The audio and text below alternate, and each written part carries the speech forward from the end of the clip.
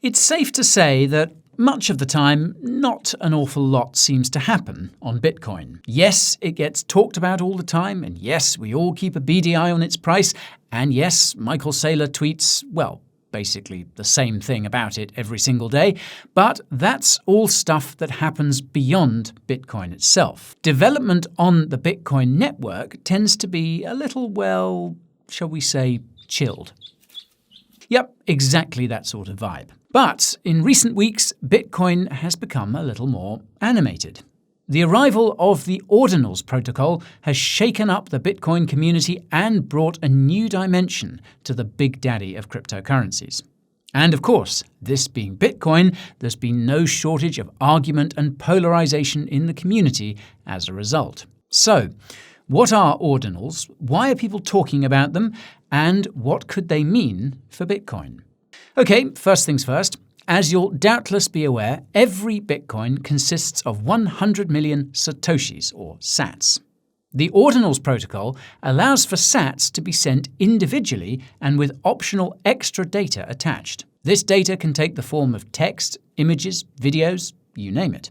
Now, attaching data to sats in this way is known as inscription, and as of earlier this week, over 100,000 and counting inscriptions had been made. Now, Ordinals can be minted by those running Bitcoin nodes, and the name derives from the way in which the Ordinals protocol assigns numbers to every sat, based on the order in which they're mined, thus ordinal numbers.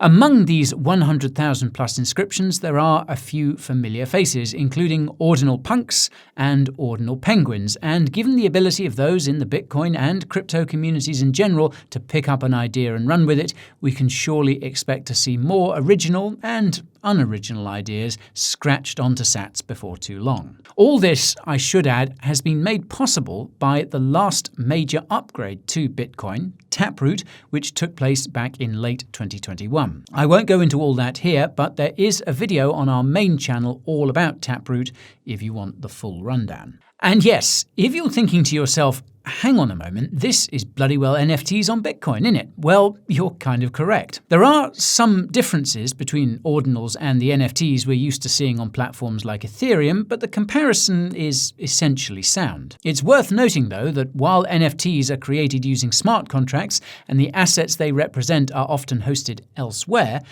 Ordinals are inscribed directly onto individual sats, which are then included in blocks on the Bitcoin blockchain. As per the press release which accompanied their launch and which was cited in this article from Bitcoin magazine, Ordinals, quote, are fully on-chain and do not require a sidechain or separate token. Inscriptions inherit the simplicity, immutability, security, and durability of Bitcoin itself. Speaking to Decrypt, meanwhile, Ordinals creator Casey Rodamore said, quote, the Ordinals protocol is just a system for numbering satoshis, giving individual sats a serial number and then tracking them across transactions.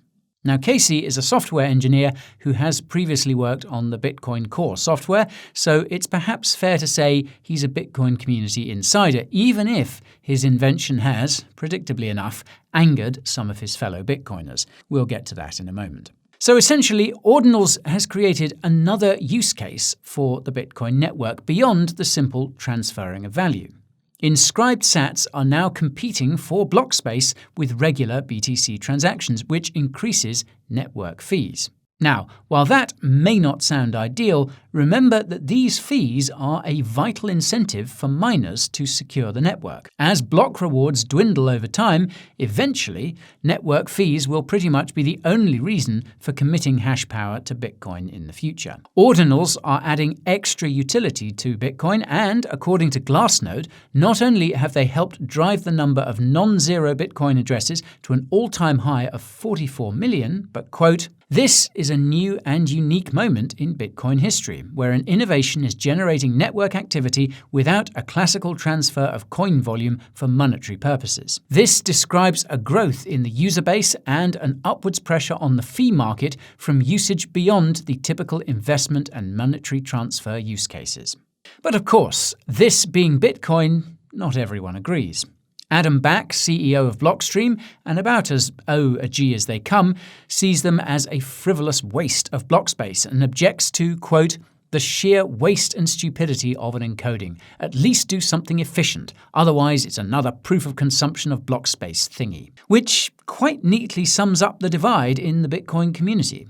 On one side are fervent and non-toxic maxis like Adam and many others who believe Bitcoin's relative simplicity and limitations to storing and transferring value should be preserved at all costs, while on the other, more progressive voices argue that Bitcoin needs to adapt in order to thrive and survive. Don't expect this fundamental argument to be resolved anytime soon. But you can expect to hear ordinals getting talked about and argued over for quite some time to come, which does at least make a nice change from FTX, SBF, the SEC, and all the other fantastic fare we've been having to chew on recently.